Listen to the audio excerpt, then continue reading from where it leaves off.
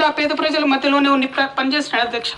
నా దగ్గరకు వచ్చినటువంటి బీడీ కార్మికులు కావచ్చు, బీడీ టేకేదారులు కావచ్చు, నేను ఎప్పుడు కూడా పేద ప్రజల మధ్యలోనే ఉండి పనిచేస్తున్నాడు అధ్యక్ష. నా దగ్గరకు వచ్చినటువంటి బీడీ కార్మికులు కావచ్చు, బీడీ టేకేదారులు కావచ్చు, అంగని టికెట్ తీసుకోలేదు అధ్యక్ష. నిజామాబాద్ ప్రజలు దాన్ని గౌరవించారు. 9కి 9 కంప్లీట్గా నిజామాబాద్లో ఎమ్మెల్యేని గెలిపించారు అధ్యక్ష. తద్వారా టీఆర్ఎస్ ఇండిపెండెంట్గా ఆనాడు అధికారంలోకి వచ్చింది అధ్యక్ష. అందరం సంతోషపడ్డాం అధ్యక్ష. నేషనల్ పార్టీస్ మీద డిపెండ్ కాకుండా ఒక స్వీయ రాజకీయ అస్తిత్వం ఈ రాష్ట్రానికి ఉంటుందని చెప్పి టీఆర్ఎస్ పార్టీ అధికారంలోకి వస్తే తెలంగాణ ప్రజలకు మేలు జరుగుతుందని చెప్పి అందరం కూడా పనిచేసాం అధ్యక్ష, కష్టపడ్డాం.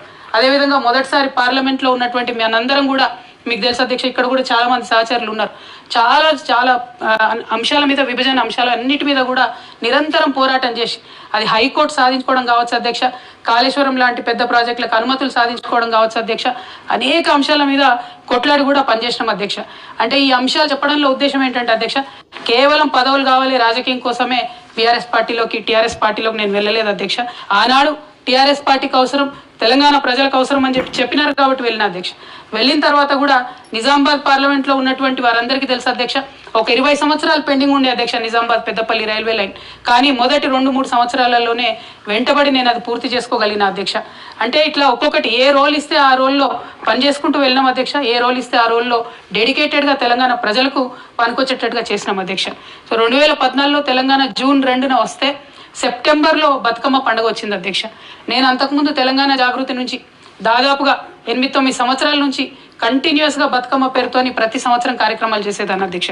2014లో వచ్చినటువంటి బతుకమ్మ, తెలంగాణ రాష్ట్రం ఏర్పడ్డ తర్వాత వచ్చినటువంటి మొదటి బతుకమ్మ నుండే నా మీద రిస్ట్రిక్షన్స్ ప్రారంభమైనాయి అధ్యక్ష. పొలిటికల్ పార్టీలో ఒక వ్యక్తిని స్వేచ్ఛను ఎట్లా హరిస్తారని చెప్పడానికే ఎగ్జాంపుల్ చెప్తా ఉన్నాను అధ్యక్ష.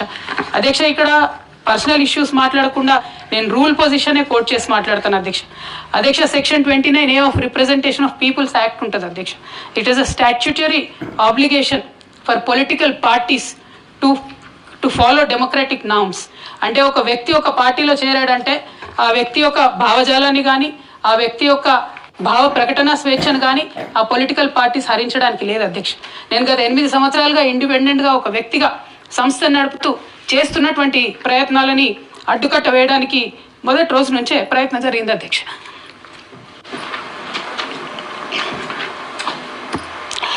కానీ ఎక్కడ కూడా నేను తెలంగాణ బిడ్డలని, తెలంగాణ ప్రజల్ని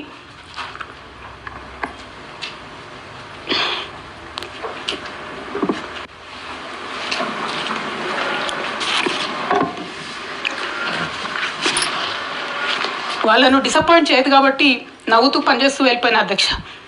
ఇప్పుడు నా దగ్గరికి ఎప్పుడు పెద్దవాళ్ళు, పైరవికారులు, కాంట్రాక్టర్లు ఎవరు రాలేదు అధ్యక్ష.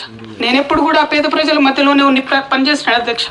నా దగ్గరకు వచ్చినటువంటి బీడీ కార్మికులు కావచ్చు, బీడీ టేకేదారులు కావచ్చు, అంగన్వాడీ టీచర్లు కావచ్చు, ఆశా వర్కర్లు కావచ్చు, ఐకేపీ ఎంప్లాయీస్ కావచ్చు అధ్యక్ష, అదేవిధంగా జిహెచ్ఎంసీ కార్మికులు కావచ్చు అధ్యక్ష, టీచర్లు కావచ్చు అధ్యక్ష, నిరుద్యోగులు కావచ్చు, ఆడబిడ్డలు కావచ్చు, సింగరేణి ఉద్యోగులు కావచ్చు, కరెంట్ ఎంప్లాయీస్ కావచ్చు, ఎవరు వచ్చినా అధ్యక్ష నేను కాదనకుండా నాకు ఎంత వీలైతే అంత పనిచేసి పెట్టేటటువంటి ప్రయత్నం చేసిన అధ్యక్ష.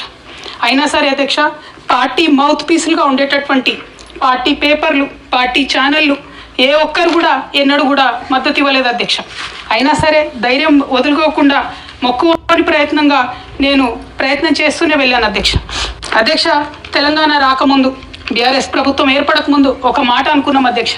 కేసీఆర్ గారే పదే ఈ మాట చెప్పారు, ఉమ్మడి రాష్ట్రంలో మనకు కాంట్రాక్ట్ వ్యవస్థ వచ్చింది, మరి కాంట్రాక్ట్ ఎంప్లాయీస్తోని, అవుట్సోర్సింగ్ ఎంప్లాయీస్తోని దేశానికి నష్టం జరుగుతుంది, రాష్ట్రానికి నష్టం జరుగుతుంది, అందరికన్నా ఎక్కువ తెలంగాణ యువకులకు నష్టం జరుగుతుందని చెప్పారు అధ్యక్ష.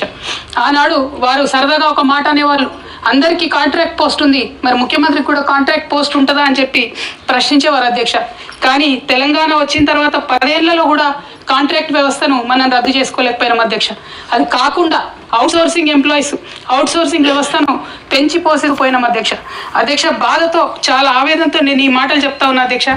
తెలంగాణ సమాజానికి ఏదైతే ప్రశ్నించడం నేర్పించినటువంటి బీఆర్ఎస్ పార్టీ అధ్యక్ష, అంతర్గత వేదికలలో అనేక సందర్భాలలో నేను ప్రశ్నిస్తే అధ్యక్ష నా మీద కక్ష కట్టారు అధ్యక్ష. కేసీఆర్ గారు చుట్టూన్నటువంటి కొందరు వ్యక్తులు, తప్పక చెప్తున్నాను అధ్యక్ష ఈ మాట, ఎందుకంటే భారతదేశ రాజ్యాంగం ప్రకారం రాజకీయ పార్టీలు ఏవైనా కూడా ప్రజలకు ఒక దిక్సూచిగా నిలవాలి అధ్యక్ష, ప్రజలకు ఒక దారిదీపంగా నిలవాలి. పార్టీలోనే అంతర్గత ప్రజాస్వామ్యం లేకపోతే రాష్ట్రంలో ఎట్లా ప్రజాస్వామ్యం ఉంటుందనే విషయాన్ని కూడా మనందరం గమనించాలి. కాబట్టి ఈ మాట చెప్తా ఉన్నాను అధ్యక్ష. మరి కక్షగట్టి నన్ను ప్రశ్నించినందుకు పార్టీ నుండి బయటకు పంపించారని చెప్పక తప్పదు అధ్యక్ష. మొదటి సంవత్సరం నుంచే రాష్ట్ర స్థాయి నిర్ణయాలలో ఎక్కడ కూడా నా పాత్ర లేకుండా కట్టుబడి చేసినారు అధ్యక్ష. ఇవాళ ఆనాడు బాధపడ్డా, ఇవాళ నేను సంతోషపడతా ఉన్నా అధ్యక్ష. ఎందుకంటే అధ్యక్ష, ధర్నా చౌక్ రద్దు చేయడం అనేటటువంటిది ప్రజాస్వామిక హక్కుల్ని కాలరాయడంలో మొదటి మెత్త అధ్యక్ష. ఆనాడు ఇంటర్నల్గా ఎంత ప్రొటెస్ట్ చేసినా కూడా రాష్ట్రం వచ్చింది, ఇప్పుడు ధర్నాలు ఎందుకు, దరఖాస్తులు లేవు, ధర్నాలు లేవు, అన్ని పనులు చేసి పెడతామని చెప్పుకుంటూ వెళ్ళడం జరిగింది అధ్యక్ష.